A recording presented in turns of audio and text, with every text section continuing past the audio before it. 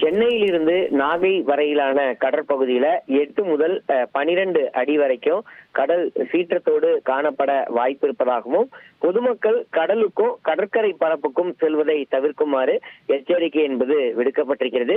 திருவள்ளூர், சென்னை, செங்கல்பட்டு, விழுப்புரம், புதுச்சேரி, கடலூர், மயிலாடுதுறை, நாகை வரையிலான கடற்பகுதிகள் இன்று கடல் சீற்றத்தோடு காணப்பட வாய்ப்பிருப்பதா இந்திய பெருங்கடல் முன்னறிவிப்பு அமைப்பு எச்சரிக்கை விடுத்திருந்த ஒரு சூழல்ல அந்த எச்சரிக்கையினுடைய அடிப்படையில வருவாய் மற்றும் பேரிடர் மீட்புத்துறை தகவலாக வெளியிட்டிருக்கிறது. பொதுமக்கள் குறிப்பிட்ட இந்த மாவட்ட எல்லையோர இருக்கக்கூடிய அந்த கடற்பகுதிகளுக்கு பொதுமக்கள் கடலுக்கும் கடற்கரை பரப்புக்கும் செல்வதை தவிர்க்குமாறு அந்த எச்சரிக்கையானது விடுக்கப்பட்டிருக்கிறது. அதே சமயம் வானிலை ஆய்வு மையத்தை பொறுத்தமட்டில் இன்று மீனவர்களுக்கான எந்தவித எச்சரிக்கையும் விடப்படவில்லை என்பதும் குறிப்பிடத்தக்கதாக பார்க்கப்படுகிறது.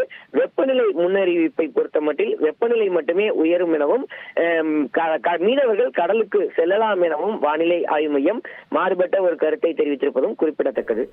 Satyabama Institute of Science and Technology, Chennai and Sri Perumbudur.